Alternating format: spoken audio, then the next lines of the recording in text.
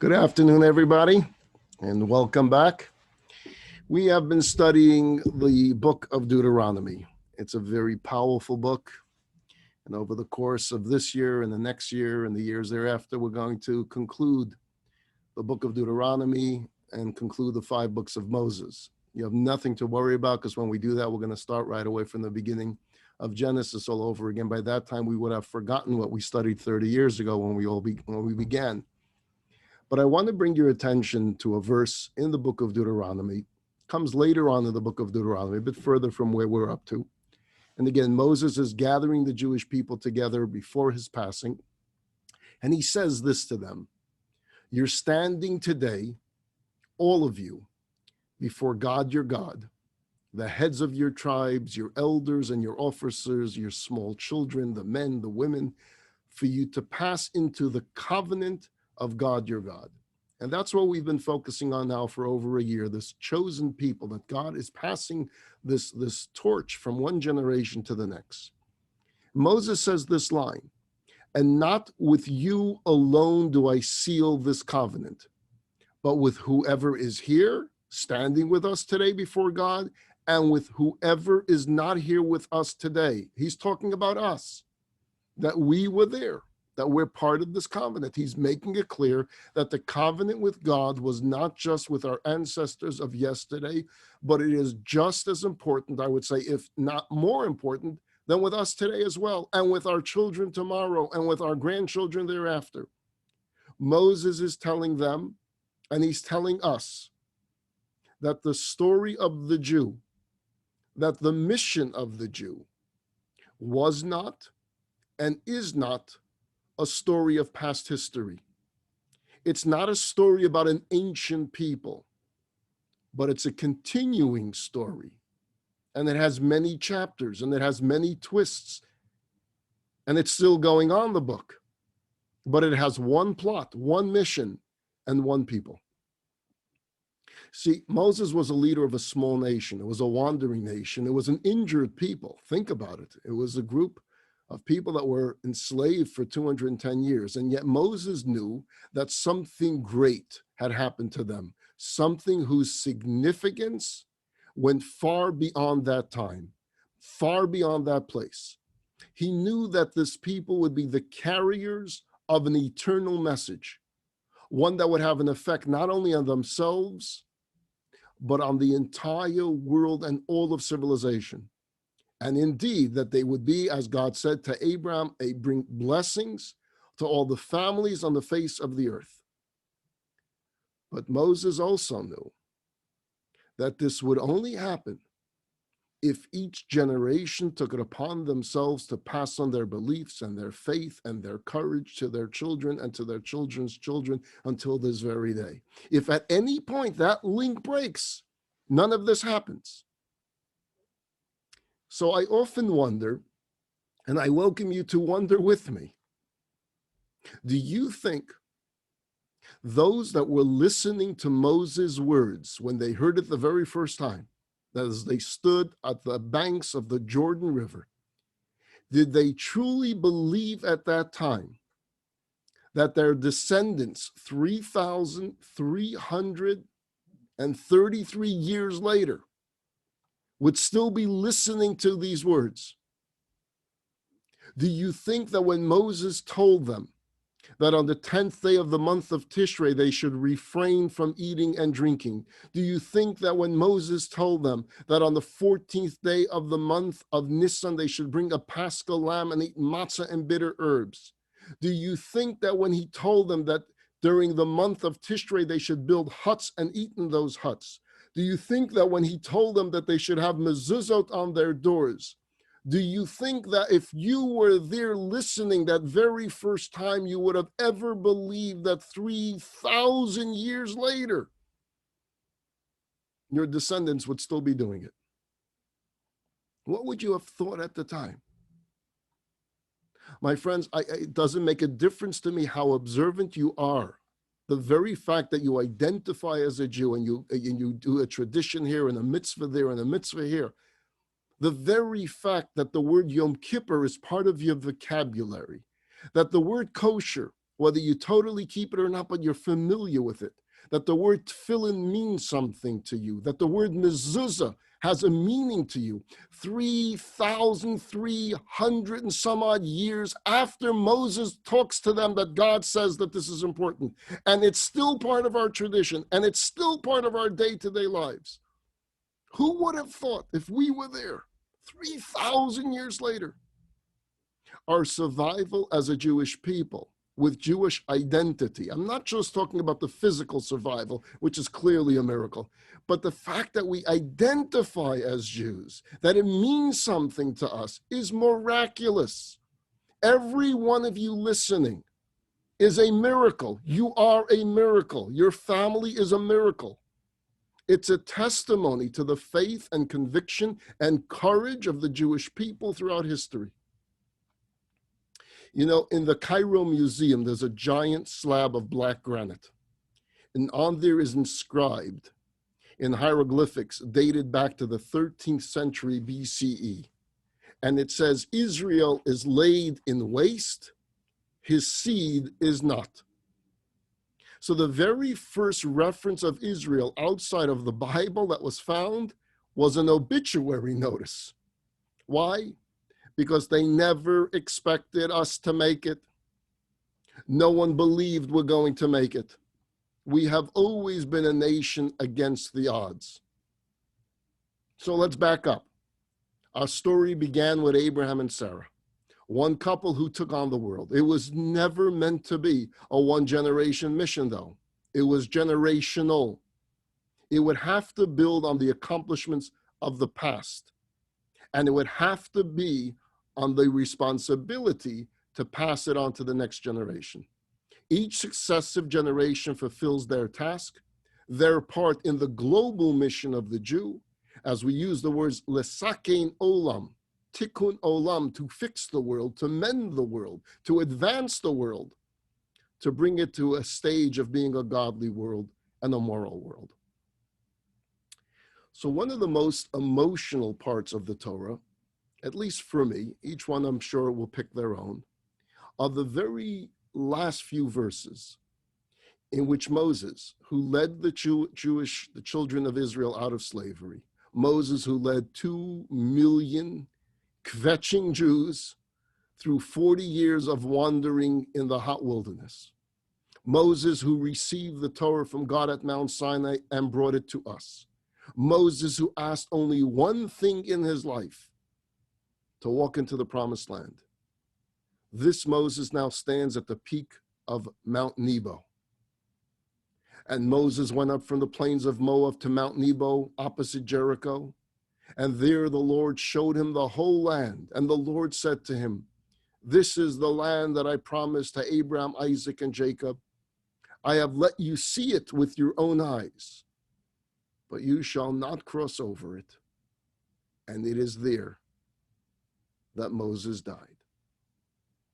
Maybe it's because I'm named after him that I get so emotional when I read this. Maybe I'm just a fan of Moses that it disturbs me. But I've always been disturbed by this end of the story, because he's our hero.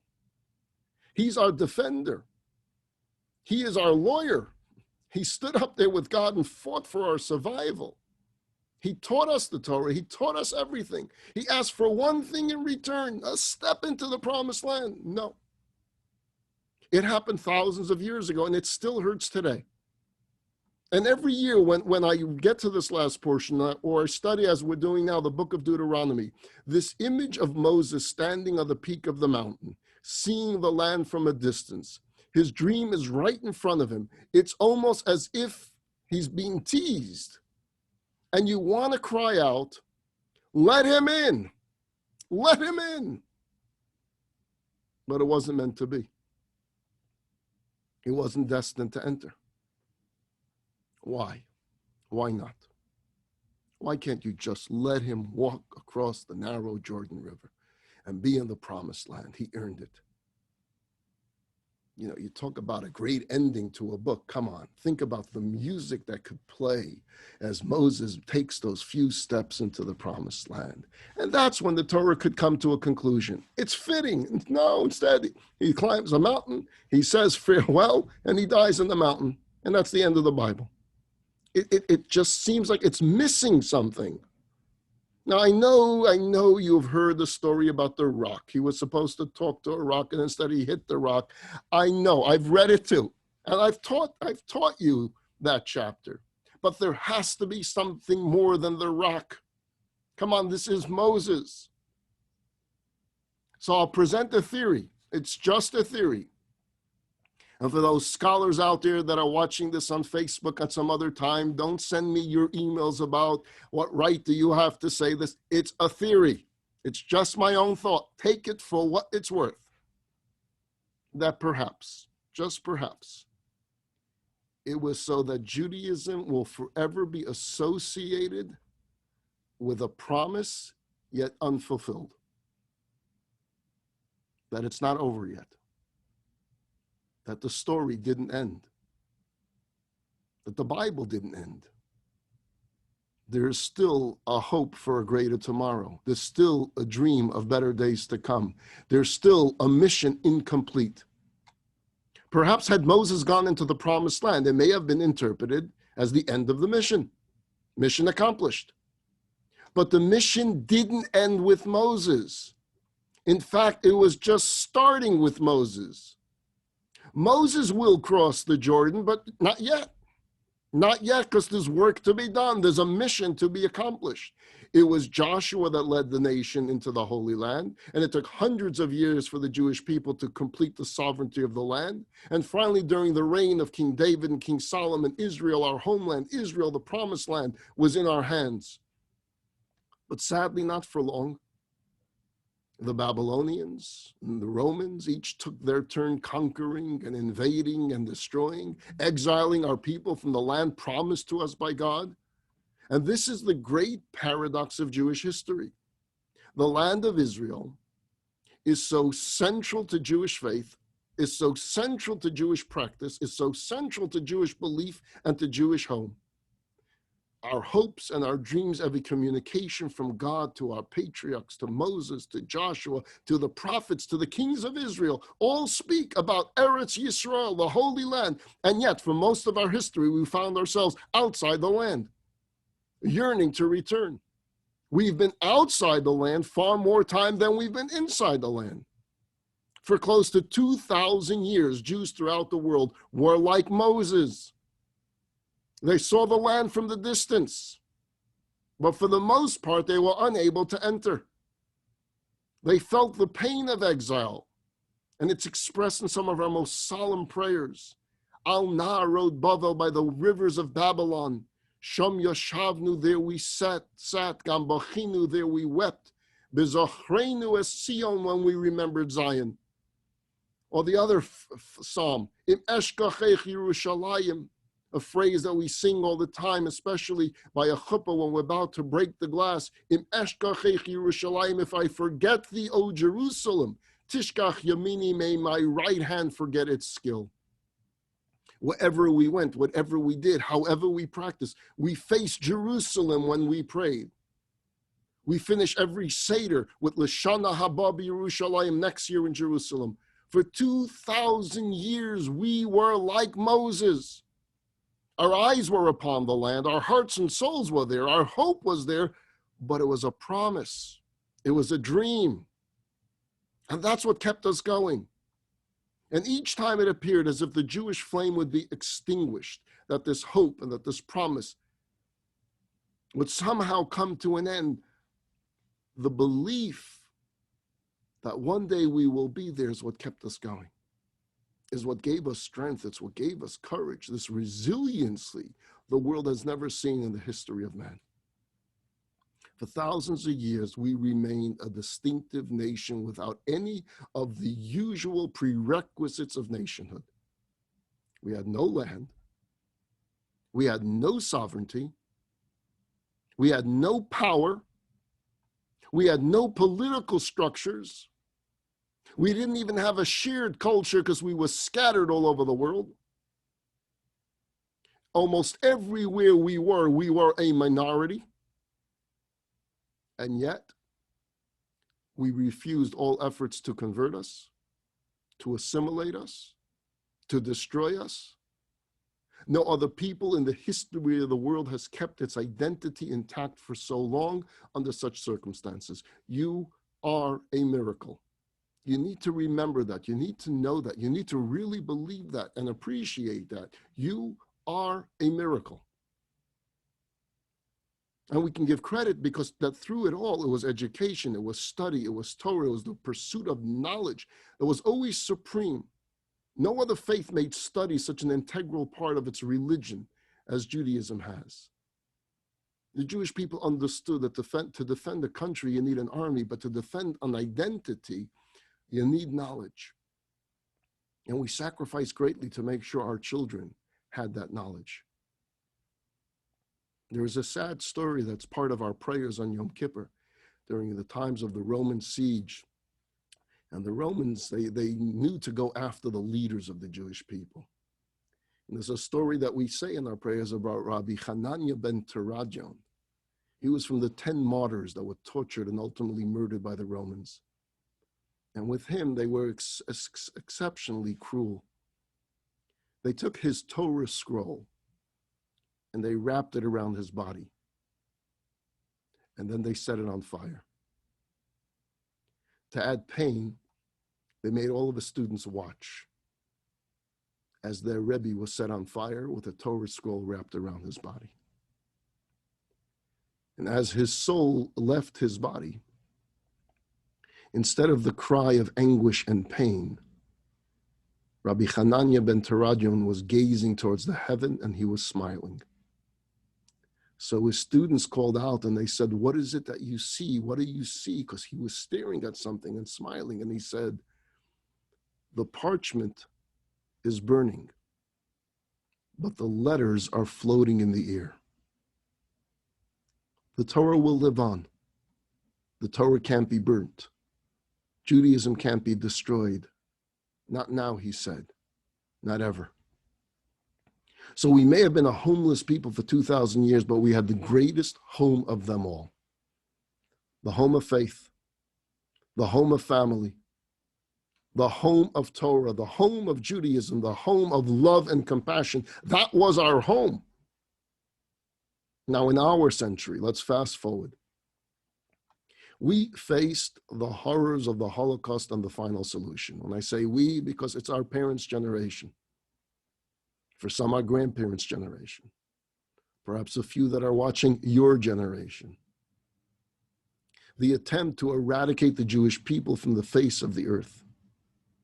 Millions were murdered, millions more tortured.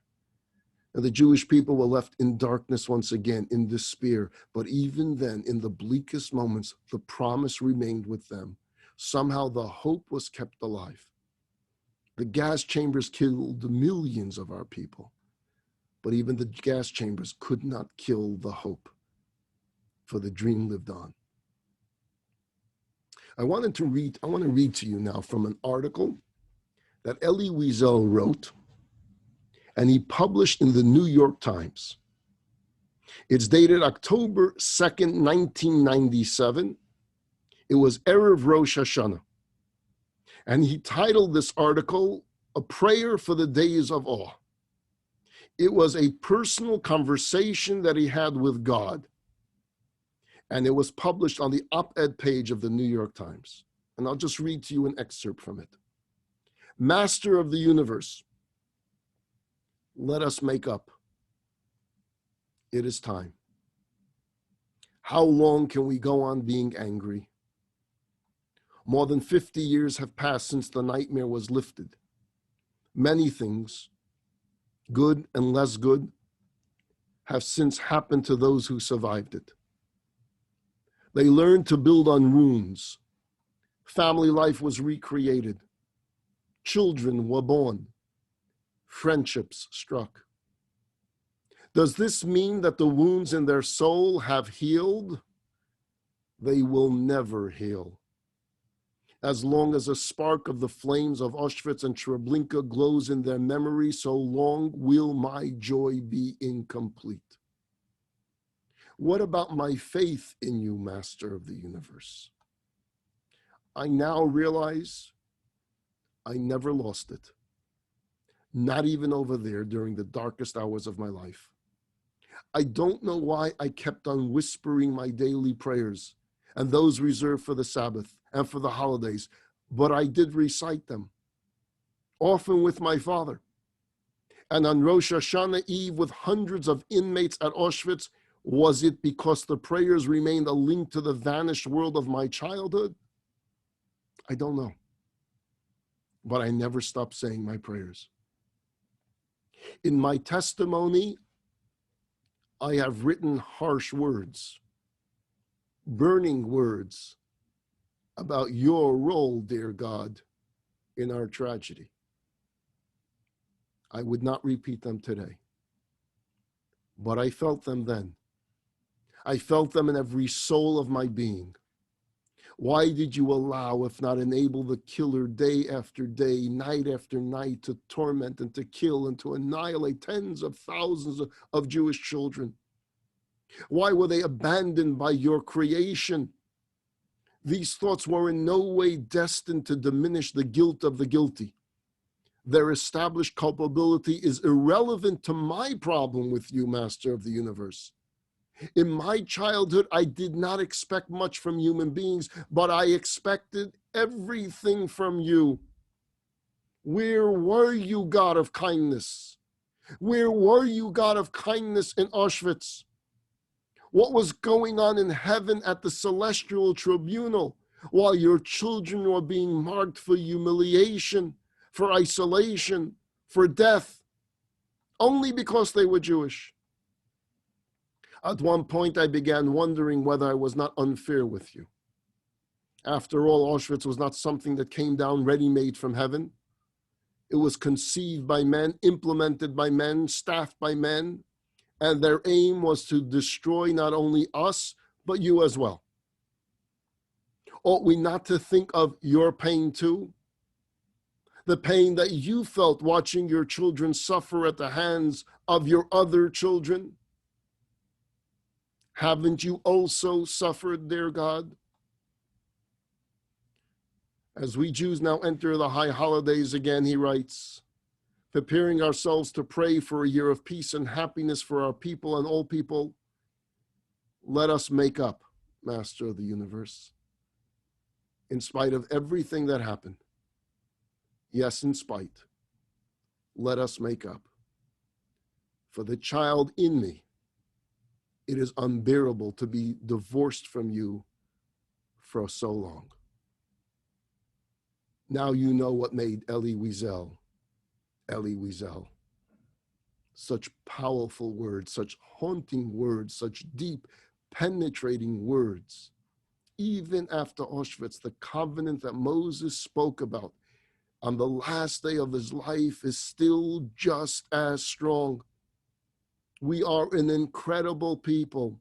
Yes, a stiff-necked, stubborn people, but in a good way, because we're stubborn to survive. We're stubborn to keep hope alive. We're stubborn to keep our dreams alive. We're stubborn to keep focused on our mission despite it all.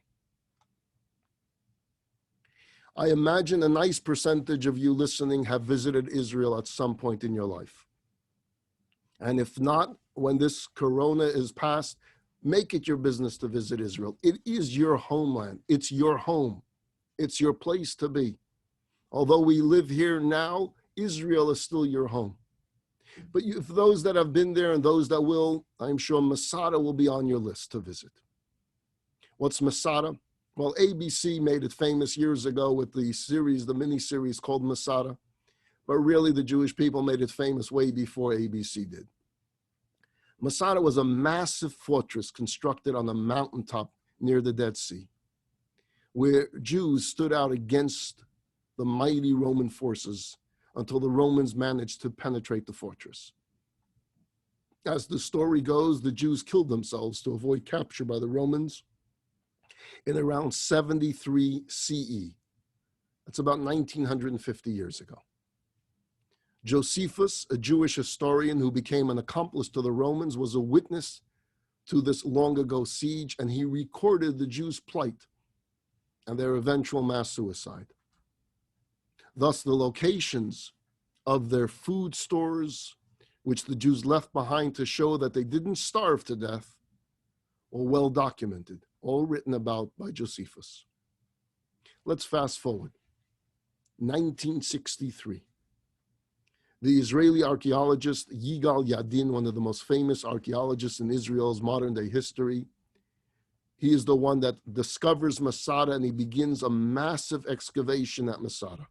So when you go touring there over the last decade or two, everything you're seeing is because Yigal Yadin and his team, they found it, they uncovered it.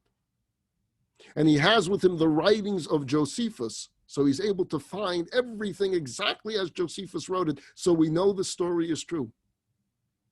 And they were able to show the researchers where to look for the long-preserved food stores. Everything is there. Among many things that they found, 1963, were date seeds. They actually found seeds that once came from a date tree. These seeds, with all other botanical discoveries from the palace that was there, was stored at the Bar Ilan University in Tel Aviv for 40 years. Just stored away. All the things that Yadin and his team found, it was marked and packed and stored at the Bar Ilan University. Let's fast forward again. 2005. A group of Israeli botanists decided to look into these seeds from the date tree that they found. And they wanted to see if they could germinate it. Imagine. The seed has been lying in a hole for almost 2,000 years.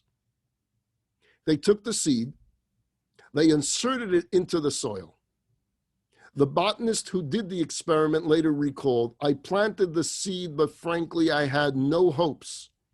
After all, this is the oldest seed ever planted in the earth. And radioactive testing showed that it was 1,990 years old.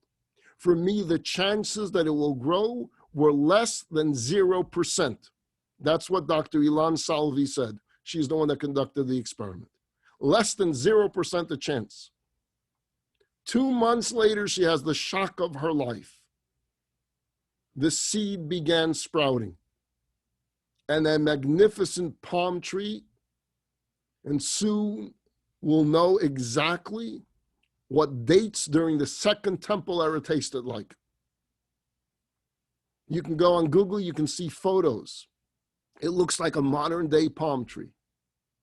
They gave it a name, the Meshushalach tree, named after the man who lived longest in the book of Genesis. He lived 960 years.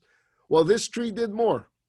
This seed was planted, was found 2,000 years later. Why do I tell you the story about the seed found in Masada? You see, my dear friends, sometimes a seed can seem dry and cold and old and lifeless. But when it's planted into the proper soil, when it's given the proper nutrients, when it's given oxygen and water and sunlight, all of its hidden potential comes to the fore. 2,000 years of death cannot snuff out the inner core of the seed. And lo and behold, 1,950 years after the fall of Masada, that seed comes to life and produces fruit again. Man is like a tree in the field, the Torah says. So the same is true with every one of us that is listening right now. You may look at yourself and say, I'm a dried up Jew. My Jewish heart is dehydrated. My Jewish seed is lifeless. I'm uninterested. I'm unenthusiastic. I'm a dried up seed.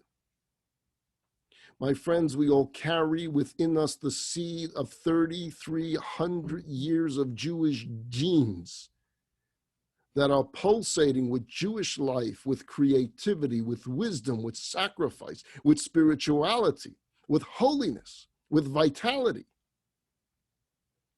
We carry it within our heart. We carry it within our mind. We carry it within our soul. your relationship with God is as strong as ever, even if all you see yourself is as a dried out seed. Because all you need to do is take your seed and plant it and give it some water, and you'll see how it grows. Allow your seed to be planted in its natural soil. Allow yourself to taste a little bit of your people's nutrients, a little Torah story, a mitzvah, a little prayer. Bring some of the Torah into your life, and you will see as that seed begins to grow. Because it's always been there. It's always been within the seed within your soul. I want to tell you a story about Rabbi Israel Spiro. He was known as the Blujever Rebbe. He wrote a book after the Holocaust. He's one of the survivors of the Holocaust. He wrote a book called The Hasidic Stories of the Holocaust. And this story takes place in the Nazi concentration camp. And he writes how the Nazis, Yamach Shemam, may their names be destroyed and erased, didn't just want to kill the Jews. They wanted to humiliate them as much as possible as well. So in the middle of the night, they burst into the barracks. They ordered everyone out and told everyone, you need to run to an open field. They were tired, they were beaten, they were exhausted. They arrive at the field and they find a huge, freshly dug pit forming a wide valley. And suddenly the voice of the Nazi commander makes it clear what this was all about. He said, if you dogs value your life, you must jump from one side of the pit to the other. Anyone not making it to the other side will be shot immediately, and the pit becomes your grave. Now, even in the best of health, a jump was a challenge. How much more so this group of Jews who were already turned into skeletons, they had no chance. They formed a line and they began jumping, and the shooting and the laughter began. In this line was the Blujever Rebbe, Rabbi Yisrael Spiro. He had made friends with a secular Jew while in the camp. And they're walking in line, this line of death together. And the secular Jew says, Rebbe, let's not jump. Let's just sit down. We get there, we just sit down in the pit. Why even try? Why give them the satisfaction? Why give them the laughter? To which Rabbi Yisrael said, because it's our duty to jump. If we don't make it, we'll be in the heavenly worlds in seconds. But our job is to try to live. So jump, we will jump. The pit was filling up with bodies. It came time for the Rebbe and his friend to take the leap. The Rebbe closes his eyes. He yells out the Shema Yisrael. And when he opened his eyes, he was on the other side of the pit. And he turns around, and his friend is also with him on the other side. So the friend says to the Rebbe, how did you do it? How did you make it? He said, I'll tell you what happened. I closed my eyes after I said the Shema, and I took my running jump. And as I'm leaping, I saw my father. I saw my father, the image of my father in heaven. And I grabbed onto him. And I saw that my father was holding on to his father. And his father was holding on to his father, forming this link going all the way to the heavenly world. And I grabbed onto it, and somehow I opened my eyes and I'm on the other side. And you, my friend, how did you make it over? He said, Rebbe, I was holding on to you. You see, we have to hold on to each other, and we hold on to our ancestry. We hold on to them and we get the courage and the hope and the faith, everything we get from them, but we also need to hold on to each other. We need to give each other strength. We need to recognize, as I started with, that we are each a miracle, and therefore every miracle is an important part. Everyone is critical to the whole. So if we make Shabbat in any type of way a day of spirituality, even if it's just that you're making the Kiddush and you have the challah on your Shabbos table and you light the candles, we're planting our seeds. If we have a mezuzah on the door of our home, we're planting our seeds. If we start thinking about kosher, if we've koshered our home, or we start a little bit with kosher, we're planting our seeds. If we consider going to the mikveh, we're planting our seeds. When we perform acts of goodness and kindness, we're planting our seeds. When we educate our children, we're planting our seeds. And when we do this, when we come together to study once a week, twice a week, some of you 3 times a week, 4 times a week, whatever it may be, what we're doing now is we're planting those seeds that were on Masada all these years. The holiness in your soul is being planted, and it's growing, and it's giving forth beautiful fruit. Every 4 years, this year because of COVID, it's an exception, it's being bumped to a 5th year. But the world has a sporting event called the Olympics, right? And one of the events in the Olympics is the relay team.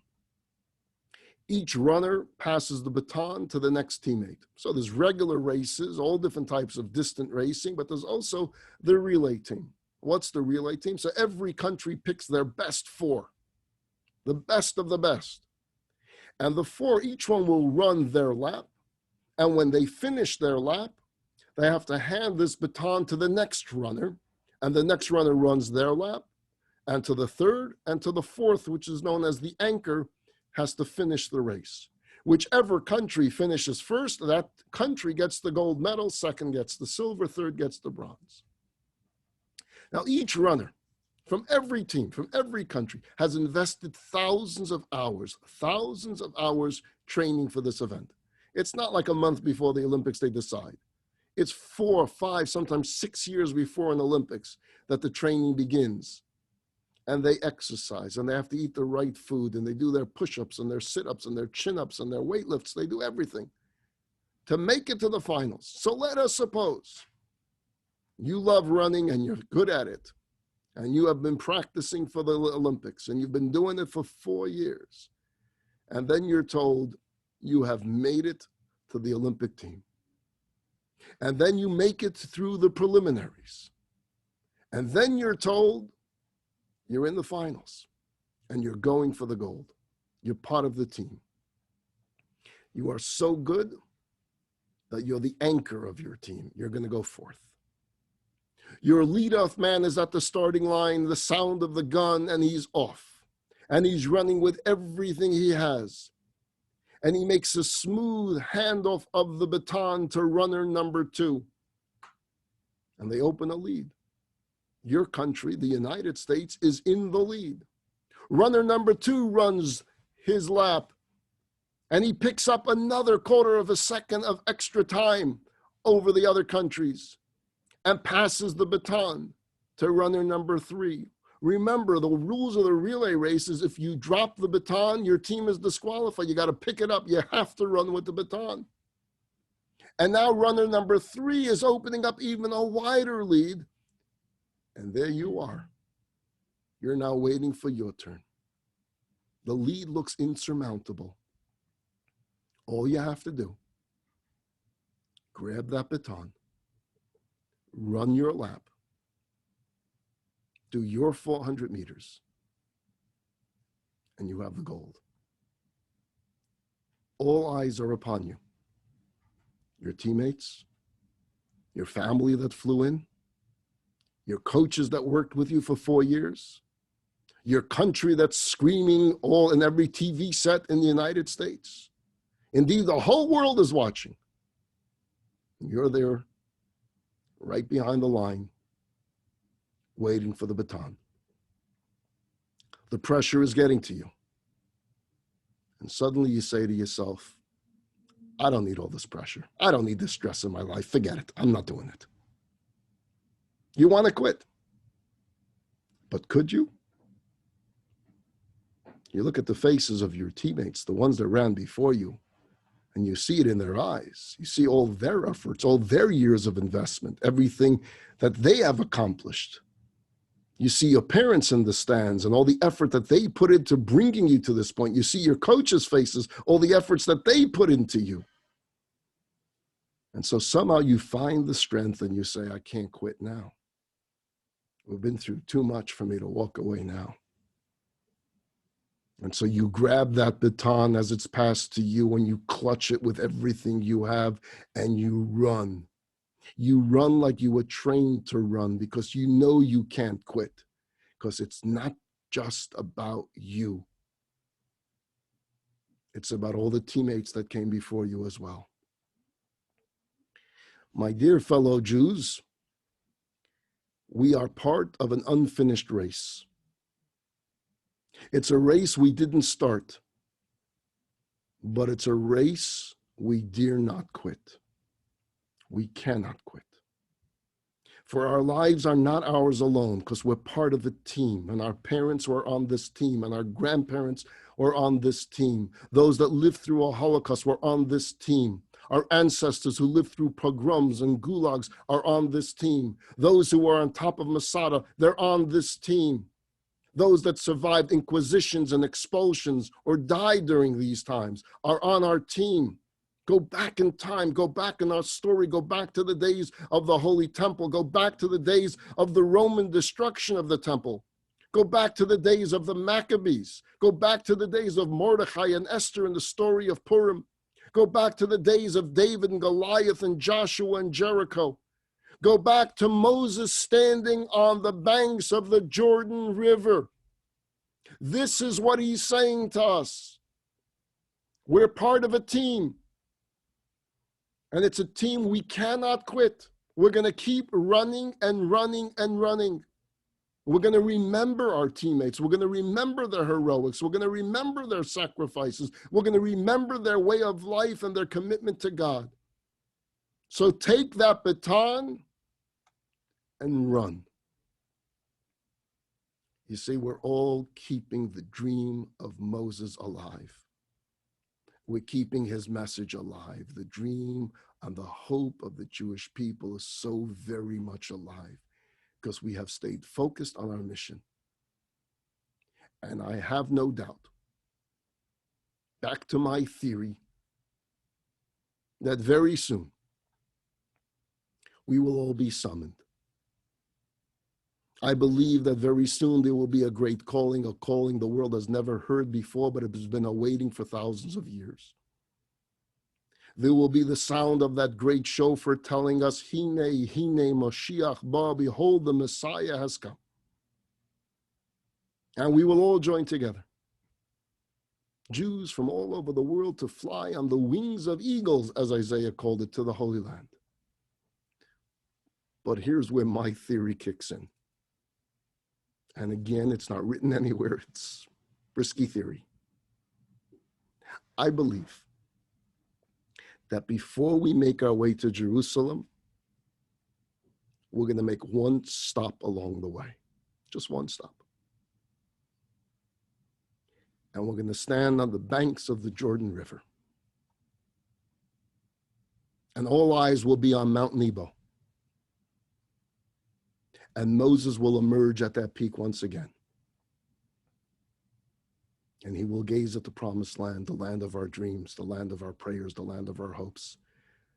But this time, he will descend the mountain. And with millions of Jews standing at the border, singing, Eivenu Shalom Aleichem, Moses will finally fulfill his lifelong dream of thousands of years. And he will enter the promised land. And peace and goodness will forever reign throughout the world.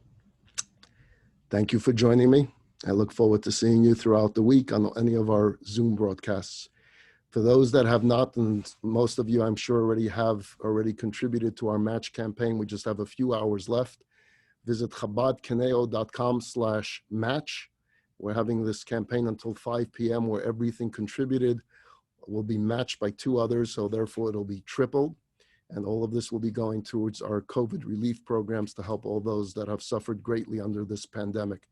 Once again, the website is Chabad, C-H-A-B-A-D, Conejo.com/match. Again, thank you all so much for participating. Thank you for your generosity. It's a great mitzvah of tzedakah, and we're helping so many people through it. Have a wonderful week, everybody.